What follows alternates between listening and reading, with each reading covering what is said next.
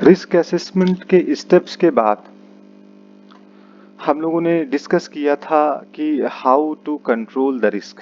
Risk किस तरीके से कंट्रोल किया जाता है उसके बारे में कल हम लोगों ने डिस्कस किया था लास्ट लेक्चर में कि रिस्क जो होता है, जो बनता है, वो लाइक्लीहुड और कॉन्सिक्वेंसेस से मिल करके बनता है।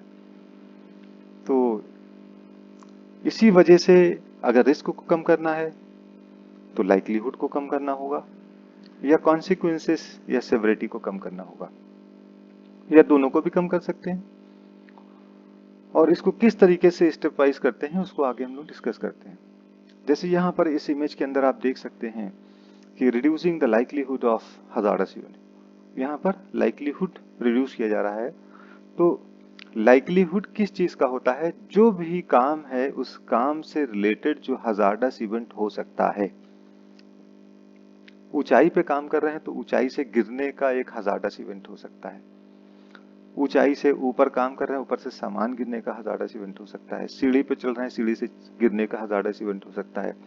गाड़ी चला रहे हैं तो गाड़ी का हजार्डस इवेंट क्या होगा कि किसी व्यक्ति से टकरा जाए या किसी गाड़ी से टकरा जाए, है ना। किसी हॉट वर्क वेल्डिंग का काम कर रहे हैं, वेल्डिंग जैसे वर्क एक्टिविटी को कर रहे हैं तो वेल्डिंग से हम जल जाने का एक हजार्डस इवेंट हो सकता है, या फायर लग जाने का, आग लग जाने का हजार्डस इवेंट हो सकता है। तो जो हजार्डस इवेंट होता है वो काम पे डिपेंड करता है। इस इमेज के अंदर ये जो दो वर्कर हैं, ये एक वर्किंग प्लेटफॉर्म जो कि जमीन से हाइट के ऊपर है, नीचे फ्लोर से उसकी हाइट पे हैं, उस वर्किंग प्लेटफॉर्म पे चल रहे हैं। तो यहाँ पर हजार्डस इवेंट क्या हो सकता है कि ये गिर जाएंगे नीचे, ठीक है ना। Likelihood of the hazardous event तो गिरने की संभावना किसमें ज्यादा है, किसमें कम है, ये देखा जा सकता है कि अगर कोई व्यक्ति बिना किसी फुल बॉडी हार्नेस के पहने हुए या बिना किसी हैंडरेल के प्लेटफॉर्म पे चल रहा है तो गिरने की संभावना ज्यादा है इसमें। और दूसरे में देखिए कि उसमें हैंडरेल लगा हुआ है, उसमें उसने फुल बॉडी हार्नेस पहन रखी है और लैनियार्ड के थ्रू उसने हुक कर रखा है, तो इस जगह से गिरने की संभावना इस प्लेटफॉर्म से कम है। तो less likely to fall and more likely to fall, ठीक है ना। तो अगर इसमें कम संभावना कम करना है तो इसमें हैंडरेल लगा देंगे, उसको हार्नेस पहना करके उसके लैनियार्ड को हुक कर देंगे और वो आराम से उसके ऊपर काम कर सकता है, गिरने की संभावना कम हो गई। तो इसी को हम लोग कहते हैं लाइक्लीहुड को रिड्यूस करना। कॉन्सिक्वेंसेस उसकी हाइट पे डिपेंड करता है, ऊंचाई पे डिपेंड करता है कि कितनी हाइट से गिरेगा। ज्यादा हाइट है तो कॉन्सिक्वेंसेस यानी कि घातक परिणाम, जो घातक परिणाम है, चोट है, उसकी जो आउटकम है या उसकी सेवरिटी है वो ज्यादा होगी। चोट अधिक गंभीर लगेगी, गंभीरता ज्यादा होगी। अगर हाइट कम हो जाती है तो गंभीरता भी कम हो जाती है। तो यहाँ पर अगर 7 मीटर की हाइट पे है तो less serious outcome will occur. अगर यहाँ पर हाइट बहुत ज्यादा है तो more serious outcome will occur. अगर रोड के एक्सीडेंट की बात करते हैं तो अगर कार की स्पीड ज्यादा है तो more serious outcome will occur. अगर स्पीड कम कर रखी है तो less serious outcome will occur. अगर हम सीढ़ी की बात करते हैं तो सीढ़ी से भी ऊंचाई कम है तो कम चोट लगेगी, कॉन्सिक्वेंसेस सेवेरिटी कम होगी। अगर हाइट ज्यादा है तो ज्यादा होगी। नीचे का फ्लोर पत्थर का है तो सेवेरिटी ज्यादा होगी, अगर मिट्टी है तो वहां पर सेवेरिटी कम होगी। तो reducing the consequences of the hazardous event depend on the situation. किस सिचुएशन, किस हजार्डस इवेंट की बात कर रहे हैं। क्योंकि यहाँ पर एग्जाम्पल हम हाइट का ले रहे हैं, कहीं पर एग्जाम्पल्स किसी मशीन का होगा, किसी किसी जगह पर कोई क्रेन के नीचे कोई वर्कर, कोई लेबर जो है वो सामान को उठा रहा है तो हैंडलिंग ऑफ द मटेरियल कर रहा है, तो उस पर डिपेंड करता है। तो डिफरेंट एक्टिविटीज होती हैं, सबका हजार्डस इवेंट अलग अलग होता है। तो यहाँ पर reducing the consequences of the hazardous event, ऊंचाई की बात कर रहे हैं तो कम हाइट के ऊपर है तो कम चोट लगेगी, ज्यादा हाइट के ऊपर है तो ज्यादा चोट लगेगी। तो इस तरीके से हम लोग कॉन्सिक्वेंसेस को रिड्यूस करते हैं। फिर reducing the likelihood and consequences of the hazard, दोनों को अगर कम करना है तो जैसे एग्जाम्पल है कि यहाँ पर एक स्नेक है और यहाँ पर एक छोटी सी बच्ची है तो स्नेक अगर काटेगा तो काटने की संभावना लाइक्लीहुड होगी, और इसमें पॉइजन कितना है वो उसके कॉन्सिक्वेंसेस और सेवरिटी पे डिपेंड करती है। तो अगर दोनों को कम करना है कि काटे भी ना, काटने की संभावना कम हो जाए तो उसको शीशी में पैक कर दिया जाए, और कॉन्सिक्वेंसेस भी कम करना हो तो उसके जो फ्लैंज होते हैं यानी कि जो पॉइजन वाले दांत होते हैं उसको निकलवा दिया जाता है, तो उसकी कॉन्सिक्वेंसेस भी कम हो जाते हैं। तो इस तरीके से किसी किसी केसेस में सिर्फ लाइक्लीहुड कम कर सकते हैं, किसी किसी केसेस में लाइक्लीहुड और कॉन्सिक्वेंसेस, यानी किसी किसी केसेस में कॉन्सिक्वेंसेस कम होता है, लाइक्लीहुड कम नहीं हो पाता है। किसी किसी केसेस में लाइक्लीहुड और कॉन्सिक्वेंसेस दोनों कम किए जा सकते हैं। तो संभवतः जहां पर दोनों कम किए जा सकते हैं वहां पर हम लोग लाइक्लीहुड और कॉन्सिक्वेंसेस दोनों कम कर लेते हैं, और किसी जगह पर लाइक्लीहुड कम कर सकते हैं तो किसी जगह कॉन्सिक्वेंसेस कम कर सकते हैं। कंट्रोल मेजर लगा करके ही लाइक्लीहुड और कॉन्सिक्वेंसेस को कम किया जाता है।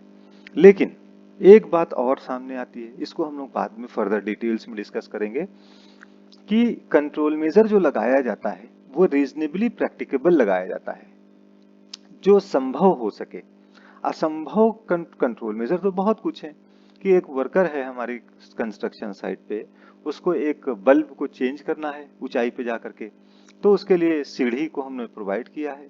तो सीढ़ी से अच्छा भी अल्टरनेटिव ऑप्शन हो सकता है, लेकिन जो कंट्रोल मेजर होता है उसको हम लोग क्या करते हैं कि कुछ टर्म्स में देखते हैं कि ये हमारे लिए रीजनेबली प्रैक्टिकेबल है कि नहीं है, ये संभव है हमारे लिए कि नहीं है। पहली संभवता देखी जाती है कि हमारे पास फाइनेंशियल टर्म में वो सुइटेबल है कि नहीं है। अब ऐसा तो नहीं है कि आप सेफ्टी ऑफिसर हैं और कह दें कि सर ये सीढ़ी से गिर सकता है, तो कंट्रोल मेजर इसका बदला जाएगा, सीढ़ी की जगह पर हम यहाँ पर एक मैन लिफ्ट लेके आएंगे, है ना, एरियल लिफ्ट जैसी मशीन जो कि इमेज में आपको दिखाई थी जब आप हजार्ड्स को आइडेंटिफाई कर रहे थे कि वर्कर ऊपर केज पे खड़ा होकर के चेंज करता है। जैसे कि आपने रोड के ऊपर नगर पालिका परिषद की गाड़ियां देखी होंगी जो रोड स्ट्रीट लाइट को सही करते हैं, गाड़ियां जाती हैं वो आउटरिगर अपने निकालते हैं, जमीन में धंसा देते हैं और ऊपर लीवर से उस केज को उठाया जाता है, उस पर एक वर्कर होता है वो उसको रिपेयर करता है। तो संभवता तो वो भी है कि उसको भी लिया जा सकता है, लेकिन एक बल्ब को चेंज करने के लिए क्या मशीन मंगा सकती है कंपनी? बिल्कुल नहीं।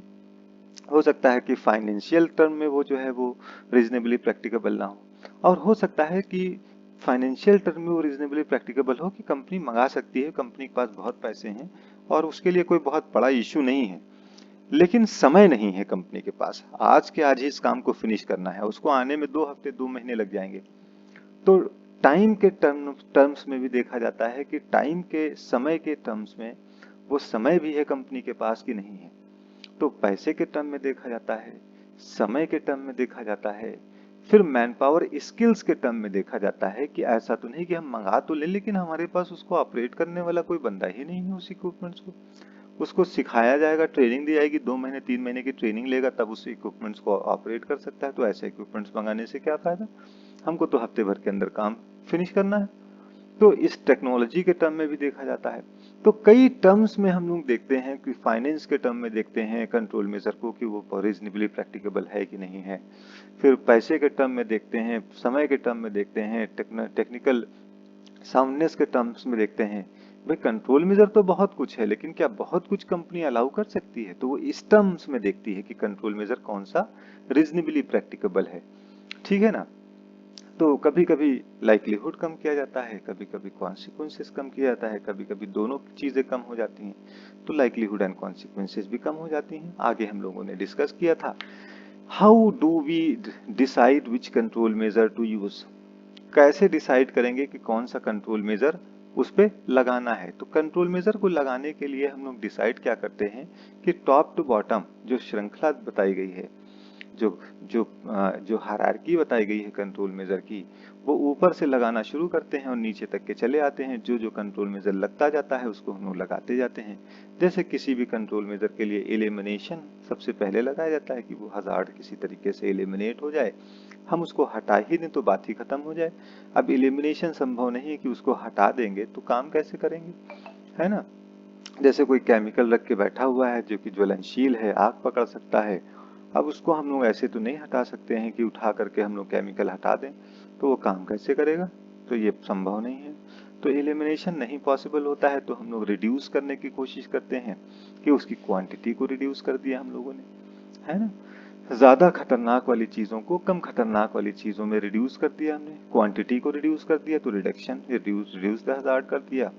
फिर आइसोलेट कर दिया, यानी कि पृथक कर दिया किसी वर्कर को, हमको एक दूरी बना दी, बीच में एक बैरियर बाधा उत्पन्न कर दी, कोई हैंड रेल लगा दिया, गार्ड रेल लगा दिया या गार्ड सेफ्टी गार्ड लगा दिया, कोई भी ऐसी चीज लगा दी जिसकी वजह से कोई, जब गड्ढा था उसके अंदर हैंड रेल लगा दिया या टीन खड़ी करवा दी हम लोगों ने, तो गड्ढा और हम दोनों अलग हो गए, आइसोलेट हो गए, पृथक हो गए। ट्रांसफार्मर देखा होगा आपने, शहर के अंदर ट्रांसफार्मर के चारों तरफ एक एस्बेस्टस की बनी हुई, एस्बेस्टस मिक्स एक नॉन मेटेलिक जाली जो है वो चारों तरफ येलो कलर की लगा दी जाती है। तो अंदर इलेक्ट्रिकल हजार्ड है, बाहर लोग हैं, तो इलेक्ट्रिसिटी डिपार्टमेंट ने वहां पर एक जाली लगा दी है चारों तरफ कि कोई बंदा उससे कांटेक्ट में ना आ पाए। वो आइसोलेशन ही किया गया है, आइसोलेट किया गया है, isolate people from the hazard किया गया है। ठीक है ना।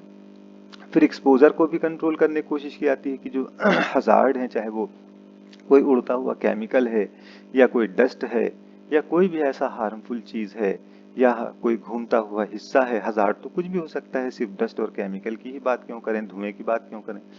वो हो सकता है कोई रोटेटिंग पार्ट है, जो कोई कोई छटक के आने वाली चीज है, तो उसको हम लोग एक्सपोजर को कम कर देते हैं।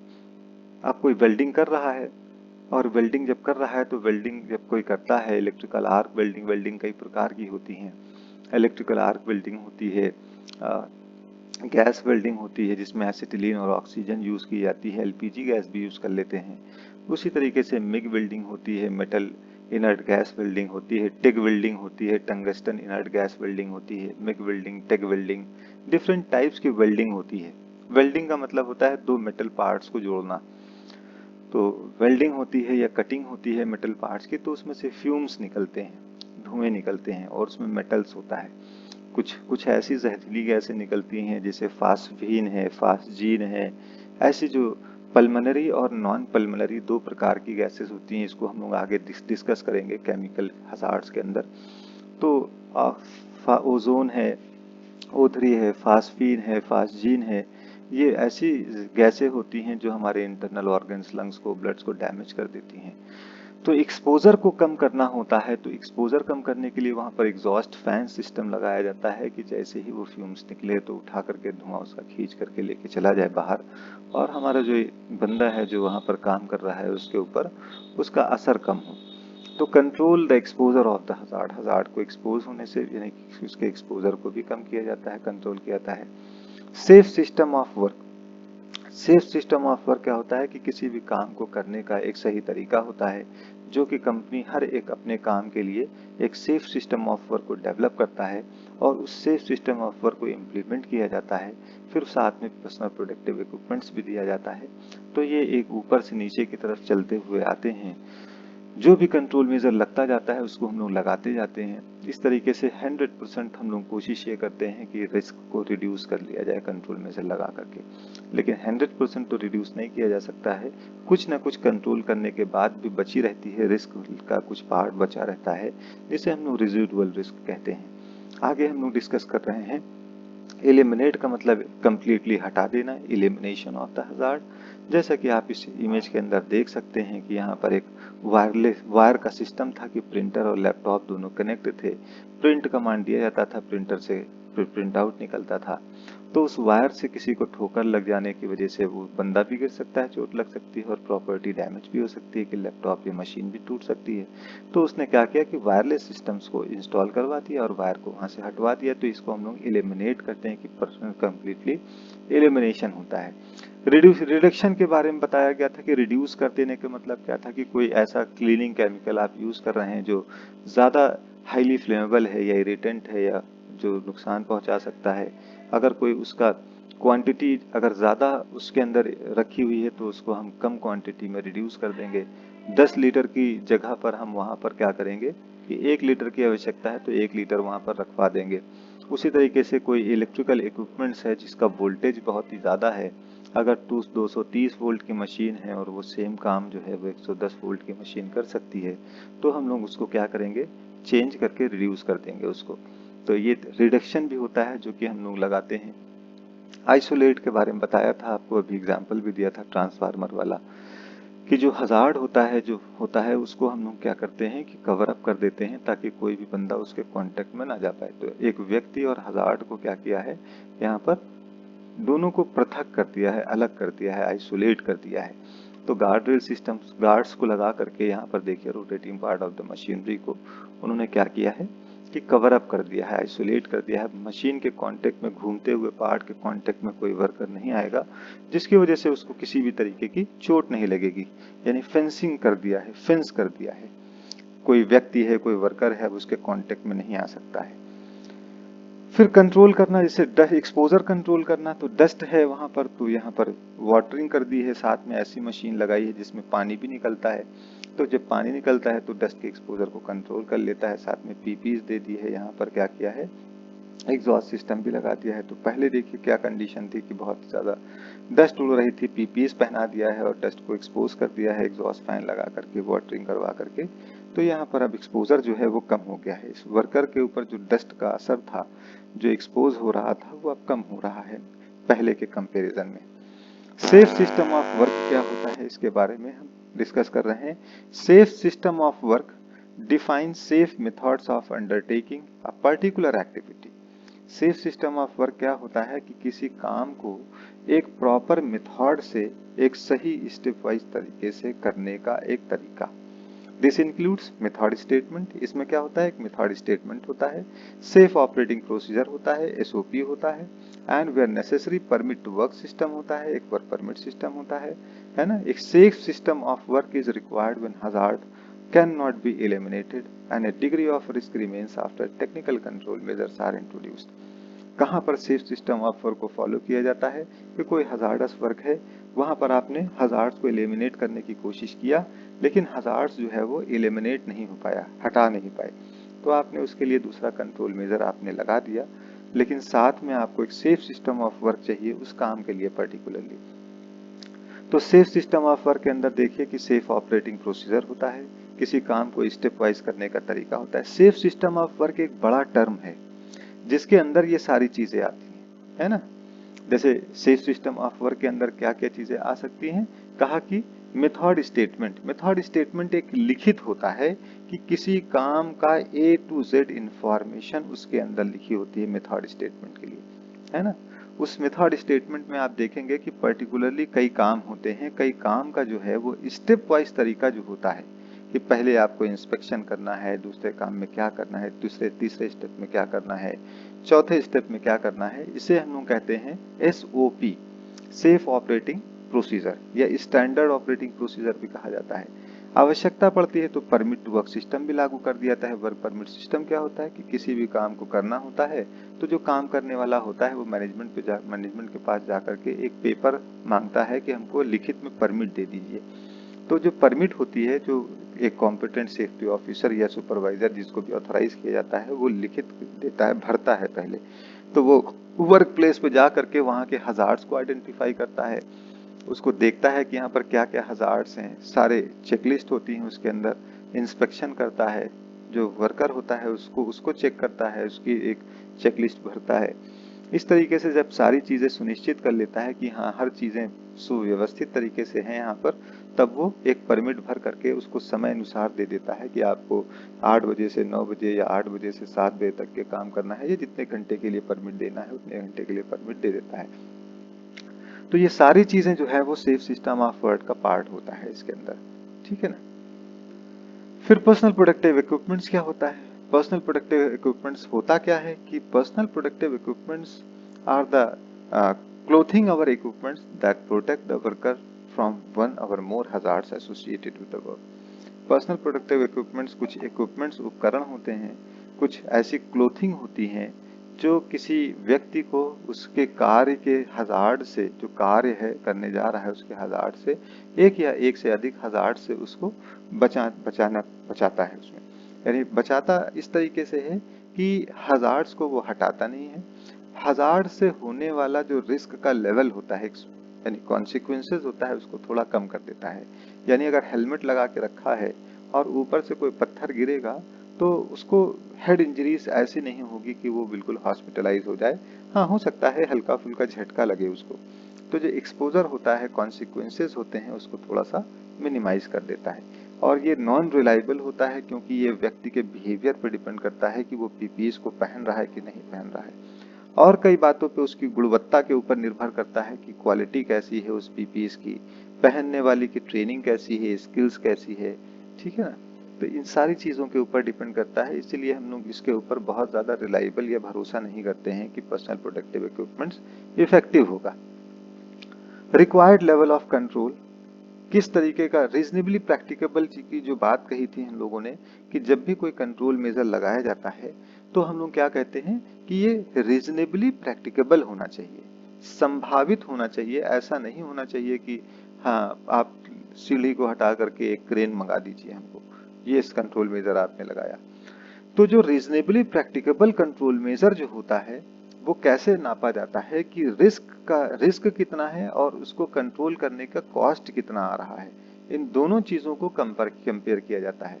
तो रिक्वायर्ड लेवल ऑफ कंट्रोल्स के बारे में कहा जाता है कि employers are required to do all that is reasonably practicable to protect the health and safety of their employees and others at work. मालिक की रिस्पॉन्सिबिलिटी होती है कि वो जो भी हेल्थ और सेफ्टी के जो रिस्क हैं वर्क प्लेस के ऊपर उसको रीजनेबली प्रैक्टिकेबली जितना भी संभव हो सके उसको कम कर दे। फिर डिटरमाइनिंग वेदर और not a control measure is reasonably practicable requires balancing of the cost of dealing with the risk. जो रीजनेबली प्रैक्टिकेबल जो कंट्रोल मेजर आप लगा रहे हैं उसमें एक बैलेंसिंग होना चाहिए कि रिस्क कितना है और उसको मैनेज करने के लिए जो कंट्रोल मेजर हम लोग रीजनेबली प्रैक्टिकेबल लगा रहे हैं उसकी कॉस्ट कितनी आ रही है या संभावित है कि नहीं है। तो रिस्क को हम लोग जानते हैं कि रिस्क क्या कैसे बनता है, लाइक्लीहुड और सेवरिटी से बनता है, तो रिस्क का लेवल हम लोग को पता चल जाता है। और जो हम लोग कंट्रोल मेजर लगाते हैं रीजनेबली प्रैक्टिकेबल कंट्रोल मेजर, उसकी जो कॉस्ट है या उसकी जो टर्म्स हैं जिसके अंदर हम लोग उसको जज करते हैं, तो एसोसिएटेड कॉस्ट किसकी होती है, जैसे मनी कितना लगेगा उस कंट्रोल मेजर में, समय कितना लगेगा, इफर्ट्स कितना लगेगा, कोशिश कितने लगेगी, वो इन्वायरमेंटली कैसी है ना, एस्थेटिक्स कितनी है उसके अंदर। तो ये सारी चीजें हम लोग कॉस्ट के टर्म्स देखते हैं कि कोई भी कंट्रोल मेजर हम लोग सजेस्ट नहीं कर सकते हैं, उसको हम लोग देखना पड़ता है कि वो कॉस्ट में, टाइम में, एफर्ट्स या टेक्नोलॉजी में, मैन पावर में, इन्वायरमेंटल में वो हमारे लिए सुइटेबल है कि नहीं है, हमारी कंपनी के लिए सुइटेबल है कि नहीं है, इन चीजों को सामने रखते हुए ही कंट्रोल मेजर को सजेस्ट किया जाता है। अब जैसा कि इस इमेज के अंदर आप देख सकते हैं कि यहाँ पर दो वर्कर्स यहाँ पर इसको उठा रहे हैं। अब ये पैलेट्स है, यहाँ पर उठा करके यहाँ पर आप देखिए अलमारी बनी हुई है ना, यहाँ पर रैक्स बनी हुई है, तो रैक्स के अंदर ये बॉक्सेस रखे हुए हैं। यहाँ पर एक फॉर्कलिफ्ट खड़ी हुई है। अब फॉर्कलिफ्ट किसी सामान को जब उठाती है तो ये इस पैलेट्स से उठाती है, क्योंकि इसमें फॉक होता है। फॉक जो है वो पैलेट्स के अंदर लकड़ी के और प्लास्टिक के दोनों होते हैं, तो इस पैलेट्स के अंदर इसको फॉक को लगा करके और सामान को उठा देती है और सामान को इस पैलेट के ऊपर रखा जाता है। तो यहाँ पर जो लोड था इसका असेसमेंट किया गया, तो एक बंदा अगर कैरी करेगा तो इसके मस्कुलोस्केलेटल डिसऑर्डर के भी चांसेस होंगे और डैमेज ऑफ प्रॉपर्टी के भी चांसेस होंगे। तो दो वर्कर्स ने यहाँ पर हेल्प लिया और वहां से लोड को उठा करके और इस पैलेट्स पर रख दिया। फिर पैलेट्स को जो है वो फॉर्कलिफ्ट ने उठाया और इसको उठा करके लेके चला गया। तो ये कंट्रोल मेजर जो है वो पुट किया गया है। अब यहाँ पर एक चीज और हो सकती है कि इस चीज को डायरेक्टली फॉर्कलिफ्ट के थ्रू भी रखा जा सकता है।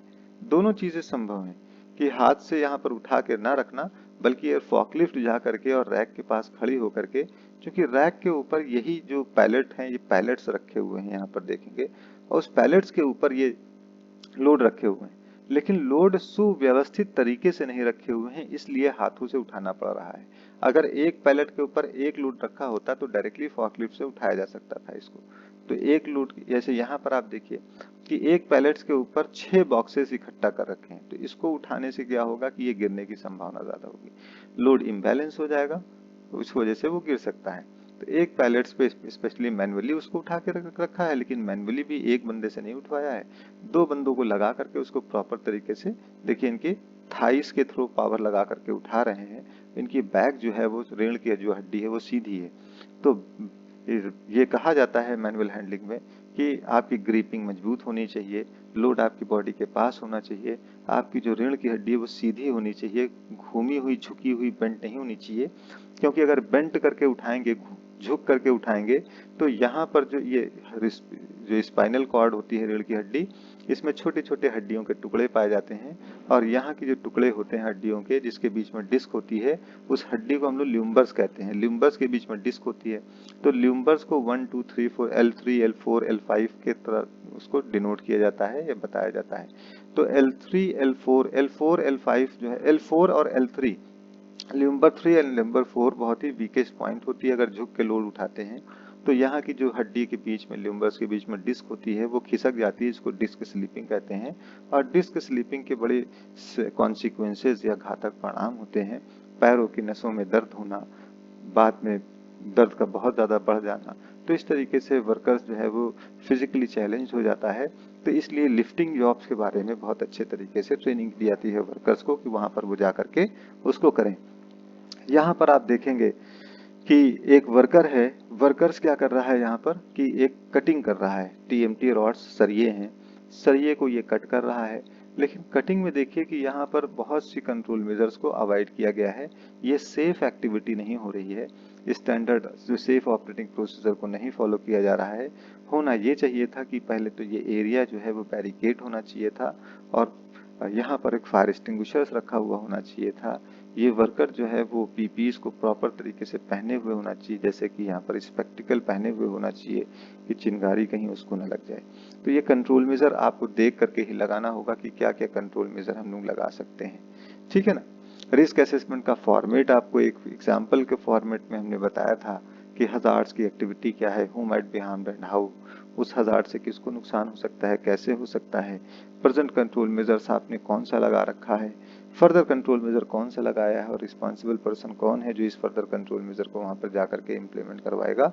ये एग्जाम्पल दिया गया था, हमने कहा था इससे भी अच्छा फॉर्मेट हो सकता है कि यहाँ पर प्रेजेंट कंट्रोल मेजर लगाने के बाद लाइक्लीहुड कितनी है और सेवरिटी कितनी है, इसका इवोल्यूशन होना चाहिए। फिर रिस्क का लेवल जो है वो बताना चाहिए कि आरपीएन रिस्क प्रायोरिटाइजेशन नंबर कितना है यहाँ पर, कि पहले रिस्क ज़्यादा था, फिर फर्दर कंट्रोल मेजर को लगाइए, फिर लाइक्लीहुड और कॉन्सिक्वेंसेस कितने घटे हैं और कंट्रोल के लगाने के बाद जो है वो रिस्क लेवल कितना घट गया है, ये भी यहाँ पर मेंशन होना चाहिए। ये अच्छे फॉर्मेट में बताया जाता है। यहाँ पर डिफरेंट वर्क एक्टिविटीज चल रही हैं, इसके रिगार्डिंग हम आपको एक असाइनमेंट देंगे, रिस्क असेसमेंट का एक फॉर्म देंगे। फॉर्म को आपको भरना होगा आपको इमेज को देखते हुए। तो ये आपका असाइनमेंट रहेगा सैटरडे संडे का कि एक रिस्क असेसमेंट करके आपको सेंड करना होगा, ठीक है।